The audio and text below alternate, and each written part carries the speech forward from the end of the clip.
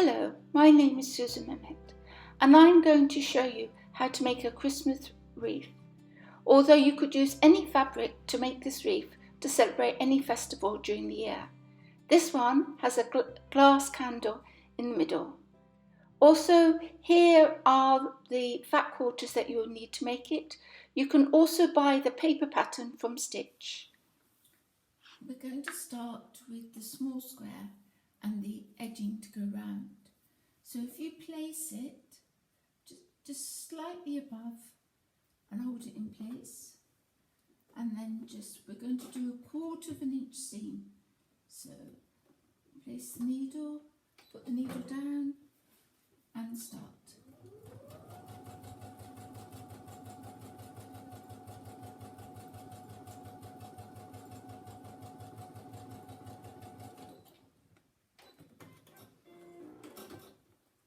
And there's our first piece added. So what we need to do is cut that and press the seam flat. So I'm going to concentrate on just one square so that you learn how to do each square, which when it's finished would look like this. So there's my first piece I've added on. I'm going to take my edging, place it on the next side, like so, and I'm going to join 1/4 inch seam.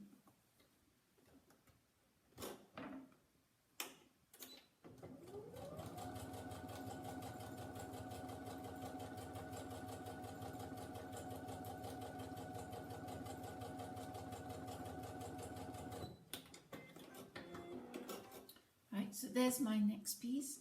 So I'm now going to trim it.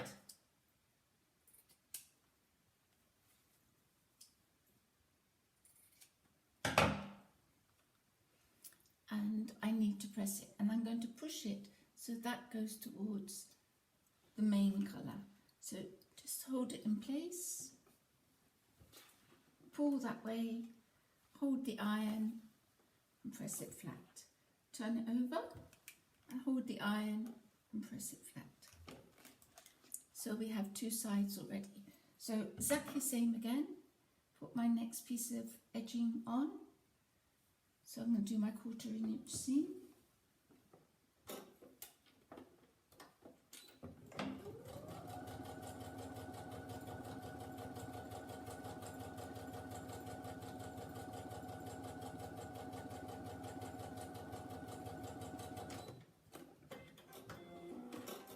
So there's my third side. So I'm now going to trim that and iron it.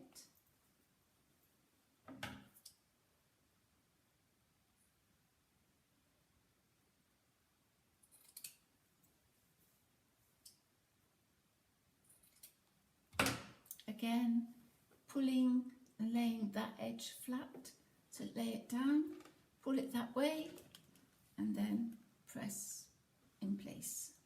Hold the iron on it, turn it over, hold the iron again, and press it flat.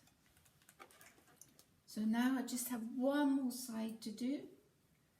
Take my edging again, place it in place, and do my 1/4 inch seam down there.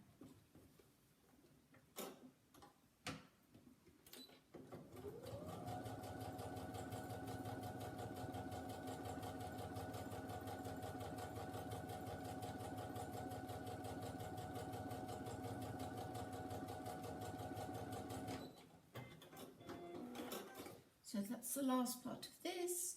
Again, trim.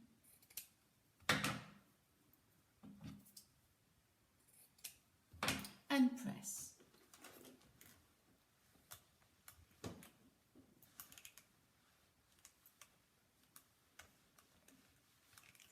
So there's your square completed.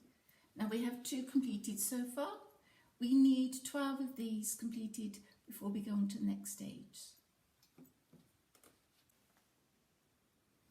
Now that all 12 pieces have been made like this, we need to take the main square, the 6.5 inch square, take your 5.5 inch interfacing fabric, which has a shiny side, which is the iron-on side, and place it in the middle of your 6.5 inch square. and iron it in place. You're going to need to do that to all 12 large squares. Now we have the square we made to begin with and the square with the interfacing. Lay that down on the table, check which way you want to make the fabric and lay the other one on top.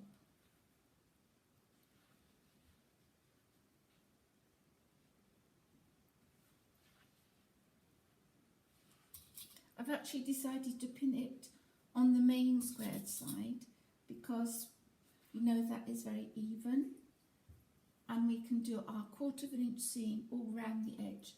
But remember to leave a small gap because you need to be able to turn it in the other way. So I'm just going to machine that now.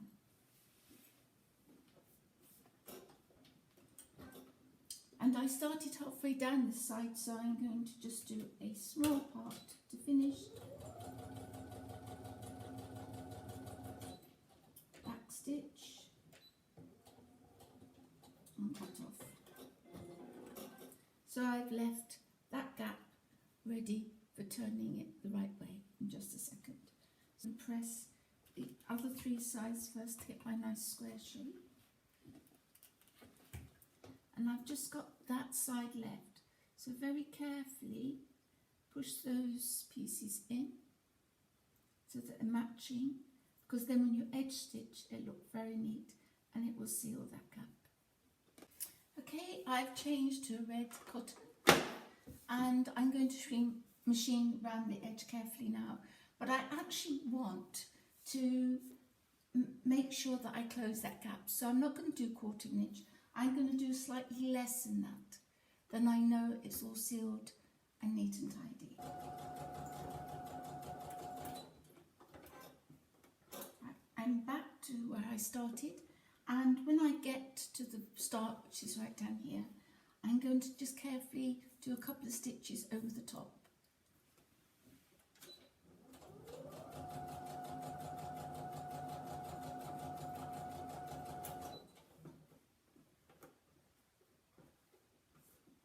Just make sure your threads are pulled out so that they don't get caught up with the machining and buckle up.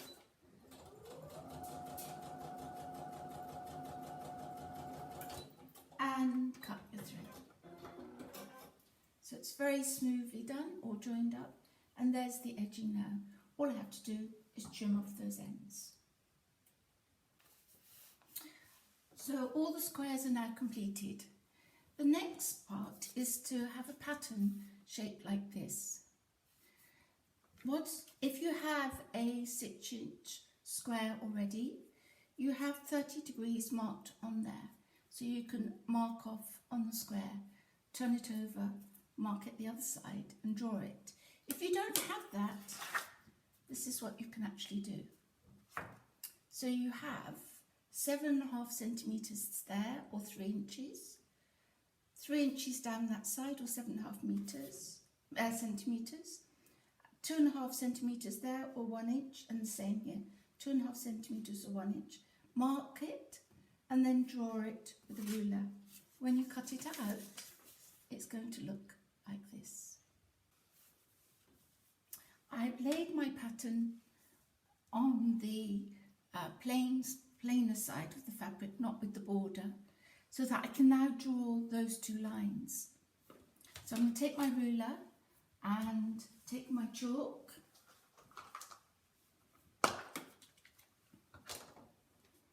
and just draw that line in, and do the same the other side.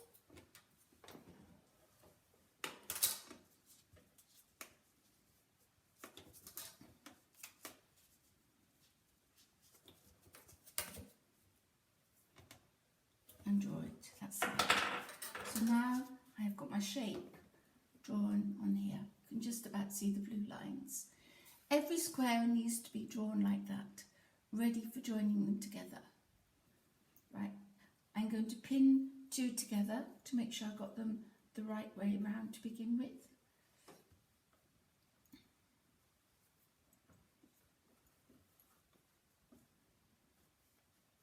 Like that. I'm just going to pin them in the middle, and I'm going to machine straight down one side of the line there.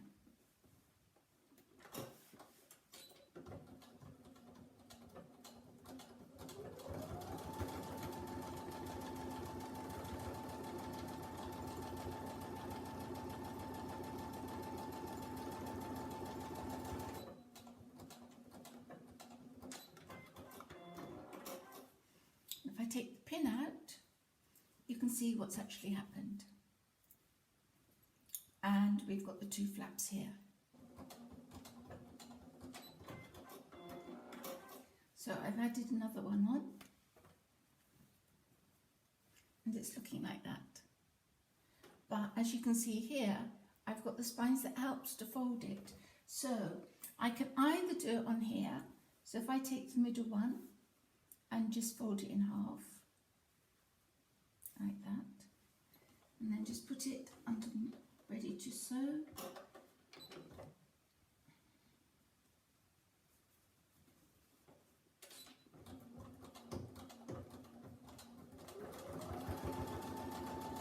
Try and sew right near that edge, because you don't want a big seam, just want a little tiny seam just to hold it in place. It's actually giving shape to what you're making.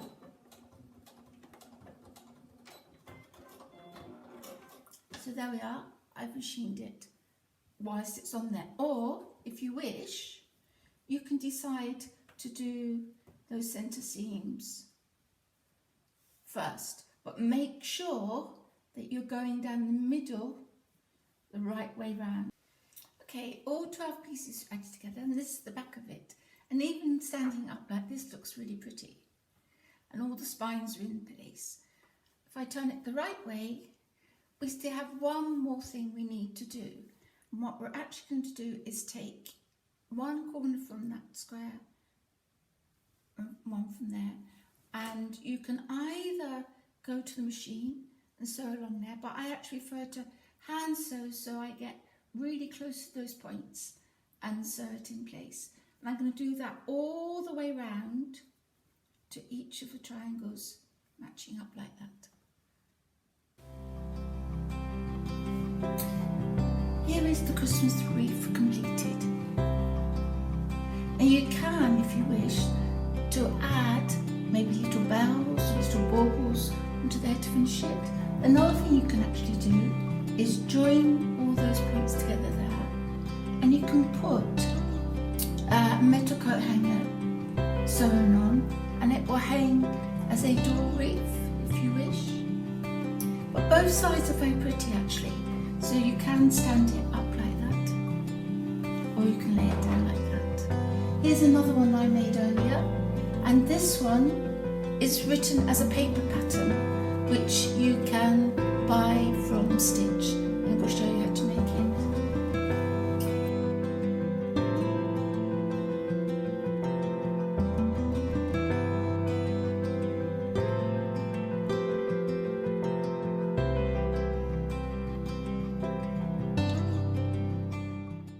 I hope you've enjoyed watching the video. Wishing you all the best in the year 2020, and keep on sewing.